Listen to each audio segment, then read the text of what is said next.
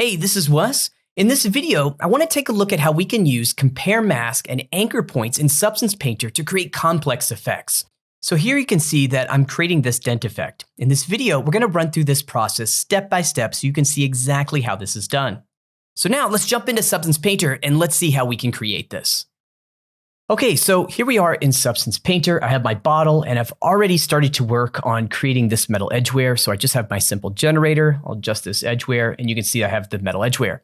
All right, so let's take a look at adding a dent. So here in my layer stack, first thing I'm gonna do is come over, I'm gonna create a fill layer and let's just call this Dent Demo. And this is going to be working just on my height information. And I'm going to set my height value close to about, well, let's just set it all the way to -1. And you can see here that the main part of the bottle is already being displaced. And that's because I already have my tessellation set up. Let's jump over here to the shader settings and take a look at what I have. So here you'll have your shader settings. And then on this tab, I have displacement and tessellation. Here I have enabled my displacement and tessellation. My scale I have set to 0.02. And I came to this value by just, looking visually and here in the viewport and seeing what level of scale I wanted to have. So nothing crazy there. So with that enabled, we start to get this displacement. And now that I have the layer set up, I definitely need to mask this. So now I'll come over and add a black mask. And there we go. All right, so now we're ready to start working. Now with my mask selected, I always like to create a paint effect. I never just paint directly in the mask because that's very destructive. So I like to create my paint effect. I could even come in and start to, give this some type of name. So let's just say dent. This way I kind of know what I'm doing. I have control over the opacity as well as my various blending modes. I actually changed that. Let's make sure it's back to normal. So that's why I like to work with the paint effect. Just lets me have a non-destructive workflow. Okay, so with that said and everything set up now, I can actually go in and paint my dent. So what I have over here in my assets library is this dent brush that I created. So let's take a look at what this is going to do here. Let me turn off this layer here at the top, which is my HBAO. I'll come back to that in a moment. So if I come in and I just go ahead and set up my brush, let's just put a stroke right here. And there we go. I have a dent. Now, you can see that this looks pretty cool. It's actually denting into the surface. Again, that has to do with that tessellation setting I had for my scale. And now here on the fill layer, because I'm working with height, I can actually just interactively adjust this. So here, this is a negative. I can even push this all the way to the other end of the spectrum and actually push this out here in the surface. But I'm going to leave it at -1 for now. And so that's the basis or we'll say the base foundation for my dent. Now for this brush, let's talk about this for a moment. So this is just a brush I created myself here in Substance Painter. So if we go back to my paint effect layer, I can look at my brush settings. You can see that nothing fancy here, just have the basic default brush. And here for my value, it's set to white so that I could, paint with the full effect of my alpha, which here brings me to my alpha. So here I have this dent alpha. Now, the alpha could come from anywhere, right? So you could, a lot of times I'll go to different services and I'll find, I actually use a lot of ZBrush alphas and just import those into Painter and I can use them. In this particular case, I made this alpha myself using Substance Designer. So let's just take a quick look at that. So here's the graph for this. I love Designer. It's really great for making, extra, not only materials, but extra tools and filters and generators that you might use in Substance Painter. I use it often just to generate some quick alphas. So let's take a look at this effect. So you'll notice that I have just the plane and I'm displacing it. I use my 3D view here so I can just get a good idea of what the alpha is going to be doing. And then here I just started with just the shape node. So I get this effect. Here's what it looks like in the 2D view. And then I'm going to use this noise and warp the shape. So I'm using the warp node. So I start to get these little wobbly bits in here. And then I used a blur, high quality blur grayscale, because you can see without it, we're getting this kind of really sharp crease. I didn't want that. So I just kind of blur it out a little bit. And then I wanted to start kind of getting a little bit more kind of nuanced shape here around the outside. So once again, I just ran and found a grunge map that ships inside of Designer, something like this. I just blurred it so I can get these nice little kind of chunks. And then here I'm just blending it in with the subtract mode and then putting these two guys together. So that's just basically giving me those outside shapes. And then I subtract it by my base shape. And there we go. It's very subtle, but we're just getting some of these little kind of cut in groove shapes here. Now, this is all I need to do. I can then have this set to, there's many ways you could work. I could actually create this as a substance. So create an output. I could expose parameters. And then when I'm working with that alpha, this is a lot of information just for the effect that I want to show. But anyways, it's pretty cool. I like to share this. So, like I was saying, I could expose a bunch of controls. I could do all that kind of stuff so that I could have this as a procedural alpha and make changes. I just was going for something quick. So the only reason why I created normal and this ambient occlusion is just so I could preview it correctly here in my displacement as I was working on the effect. But what I did was I had it set up and I just simply saved as a PNG and then, dropped that back into Substance Painter. So that's how I got this brush. So once I assign the alpha, you can always right click here and then you can choose to create a brush preset, which is going to save your alpha and all of your brushes.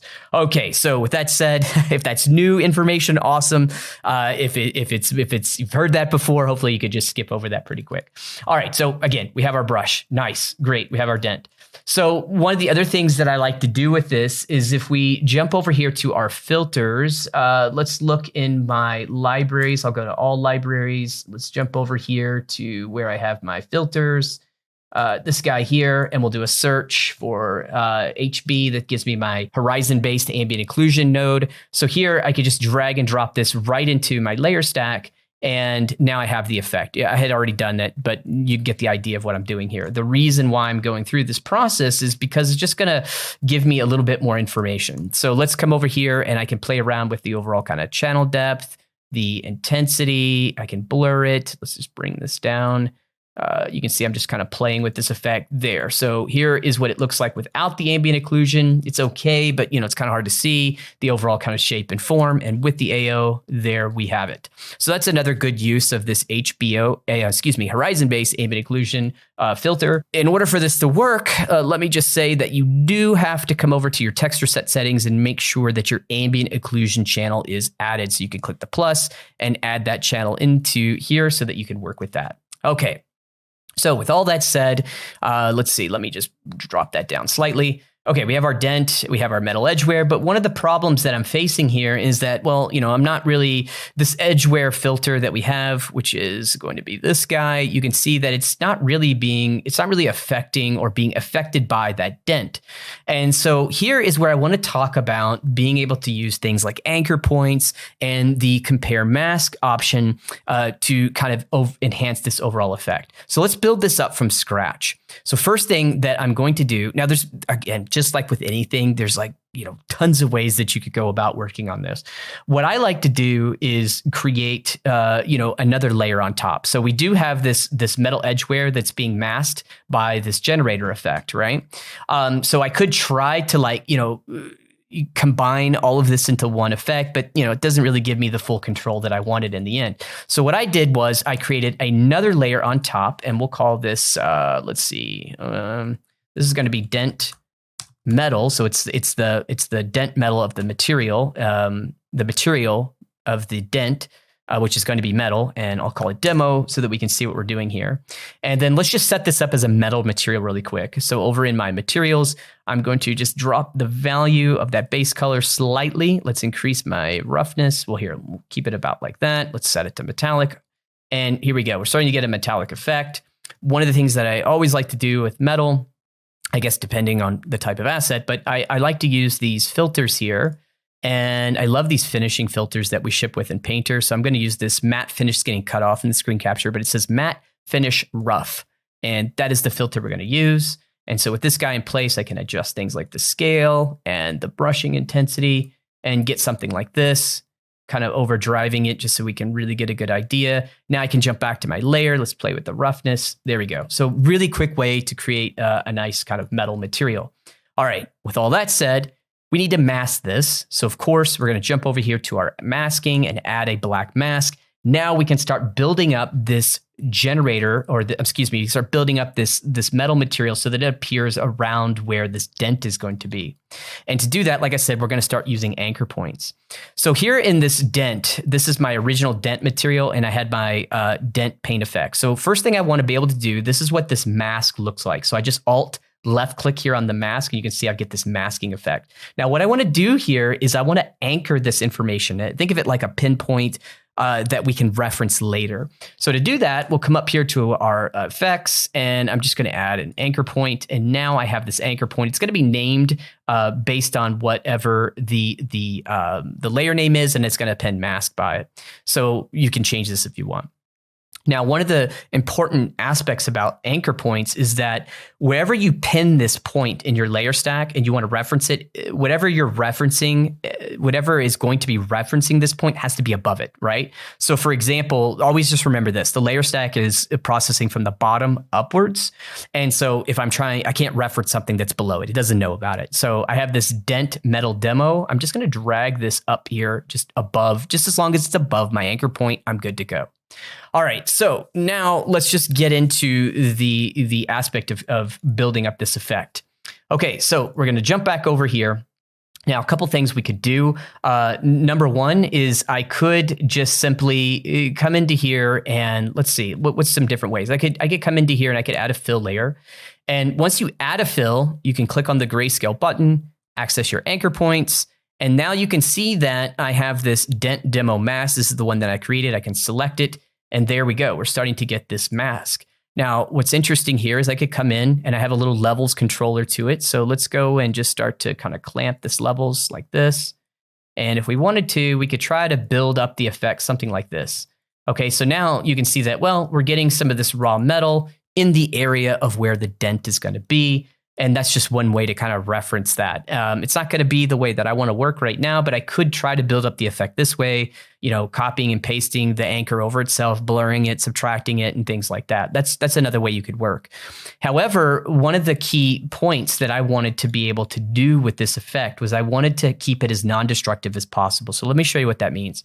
If we come over here to the layer itself, I have this value, right? So the dent is basically on or pushed all the way in. Now, what happens if I start to decrease this slider and I take it to 0? Okay, well, the dent's gone, but because of the way that I'm accessing the layer, the anchor point straight through a fill like this, what you end up getting is, well, okay, the dent's gone, but that data Painter still knows about that data. So it's like, oh, well, you know, I'm still able to use it. And this is not what I want. What I want to be able to do is when the dent is basically at 0%, I want this scraped away kind of painted layer, this raw metal that's showing, I want that to be gone as well. And so that's where I kind of run into the dilemma. What do you do? Well, there's a really cool effect here inside of Painter that we can use. Let's go ahead and bring our dent back into the picture. And let's go back here to that demo. So there's a really cool way that we can work with masks. And if we come back under our add effect, there's an option here called add compare mask. So let's use this. So I drop this right into here, and this is really neat. So what this is going to allow me to do is it's going to allow me to choose a channel. I could choose any kind of channel, and then it's going to allow me to compare the information. So for example, I'm looking at my height information and I'm saying, hey, I want to show a mask as long as this layer, and you can see I have this option here, is greater than the layers below it. And then I have a hardness slider as well. And it's going to give me a way to create an interactive mask. Which is really what I want to do. So to help visualize this, this is the mask that's being generated right now. So, okay, once again, like the fill, I'm starting to get, a mask where the dent is, but because it's based on my height information, but everything outside is just a middle gray. I don't want that. So let's do this. Let's come in and add a levels.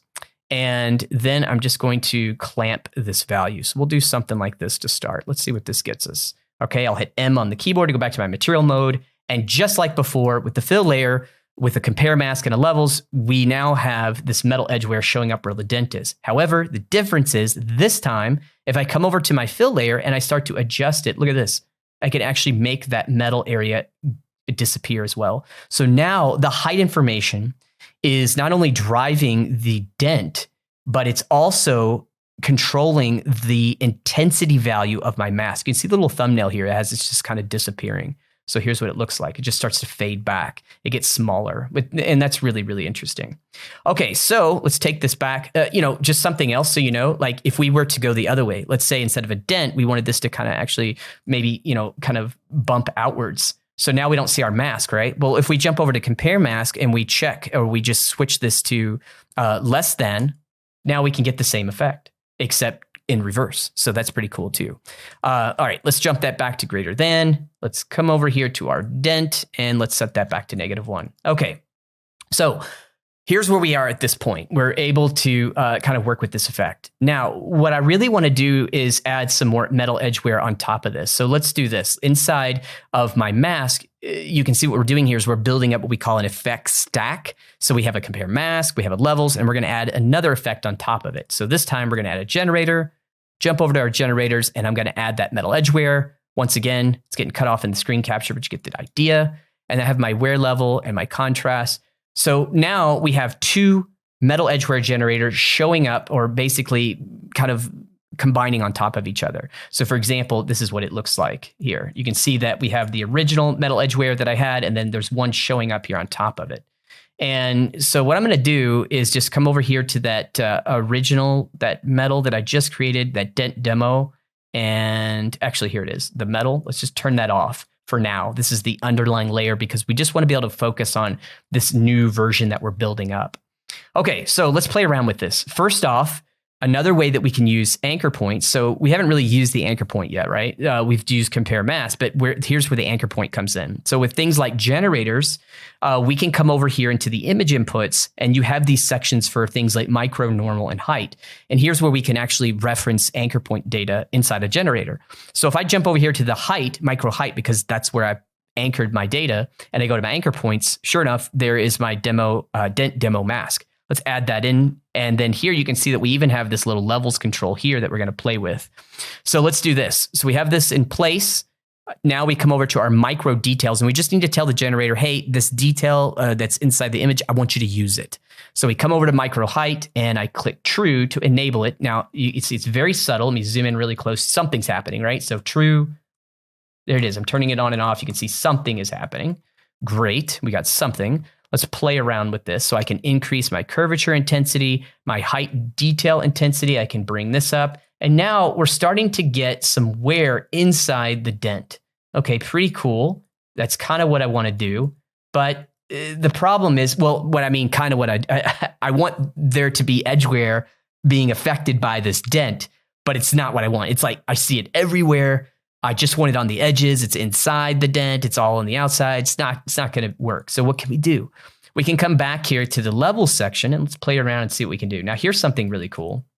I want to place the edge, the metal edge wear. I want to place it along the outside ring of the dent, right? So I'm going to take my input white for the levels and just place it. Look at this. This is pretty cool. I can just adjust this. So instead of the edge wear showing up right in the center part of the dent, we want to control it so that it shows up here on the outside. Okay, and now we're getting some pretty cool, you look at this, these little shapes here. This is pretty nice. I like that.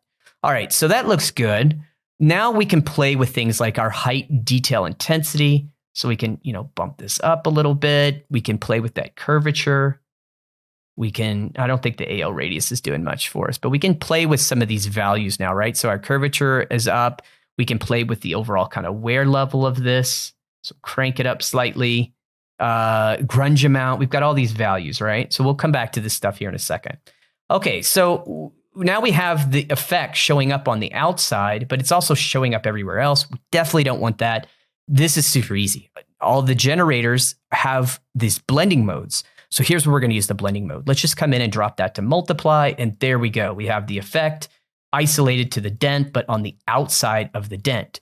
Now that we have things kind of set up, here's where we can go in and start to tweak this and try to get this more in line around the ranges that we want.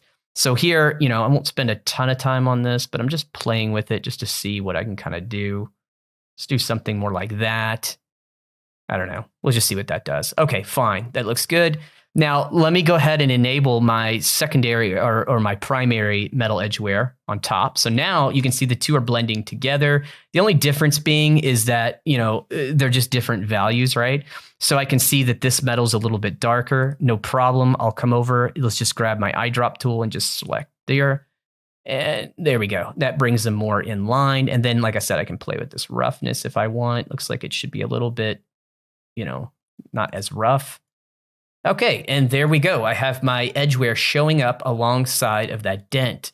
Now, the big thing here that's really awesome about this, like I said, is it's really non-destructive because of the way that we're using this compare mask. So now let's go back to our layer where we had that dent demo, and let's start to just play with this. So here you can see that as I set this back to 0, so no dent, no edge wear, we start to increase the dent in, and now it starts to show up like this. So we can kind of just dial this effect up and down. So the actual metal edge wear is now dependent on that actual dent height information that's showing up within it. And then, of course, we could take this even further if we want. So, for example, if we jump over here into the effect stack, we can, again, continue to play around with all these settings, maybe my curvature intensity. Let's just drop this stuff down a little bit. I could keep playing with this. I could also come in and add something like a fill on top of it. Let's come over. I'm already doing a search here for some grunge textures. So let's just grab something really quick. I'm just a grunge map. We throw it into here. Maybe we go in and tile it. I don't want to do that yet. Let's do this. Let's add some contrast, play with our balance. And then here again, we could go in and we could, multiply that in. So it's just kind of breaking that up. So it's like here, I feel like this was a little bit too uniform. I mean, it's not, it's like broken up, but you can see I still get like a perfect circle. But now with the grunge map on top, we just kind of crunch into it, and this looks a bit more organic, right? Now, of course, I could come back to my actual dent. This is where I'm painting my dent effect, and let's create another dent now that we have everything set up. So we'll come over maybe in this area and just paint a dent. And here we have a dent. Now you'll notice, well, I can see my effects not showing up. The only reason that is happening is because here in my dent metal demo, this is the grunge, the edge wear. This extra kind of fill layer that I put on top is just overriding. So if we look, there was my dent effect, right? So what we need to do, if you come in and you can see what this guy's doing here. So we just need to adjust this guy so he shows up correctly. And it's just the way that this overall mask is working. So again, if we look, you can see that it's just kind of black in this area. So it could help if I maybe tile this grunge a different way. Let's try that. So if we come into here, and we set this guy back to like multiply, and then maybe we tile it or something. Yeah, see how we can start to get that effect different ways. It's just how this grunge map is mapping here onto the surface. So I may want to use a different map or something like that if I want to do that. But the cool thing is that you can see that once we set this effect up, I can, just continue to paint and work with that. So I'll turn that off for now. We have our two dents. And now that we have this set up, so let's take a look here. I'm going to delete, these original layers. So then I have this effect, right? So here's what I would do. I would come over, I'll create a smart material, and I'll call this dent effect. Let's grab these two layers. We could drag and drop them into here. One of the things I like to do is select this guy, and let's see, we could select the layer itself. And usually when I have a layer like a mask where it's going to have let's call this paint effect. Let's do this here. So I could, give myself or anyone on my team like hey, good notice, this is where you're supposed to paint the effect. And then I like to use the different inputs. So I'll say like green, this is going to be like an input that I need to paint in.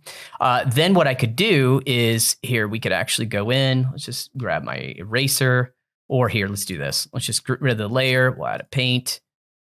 There we go. And then we could say start here. Let's just do that. Okay. So then, they could come in and they could start here to add the effect wherever they wanted.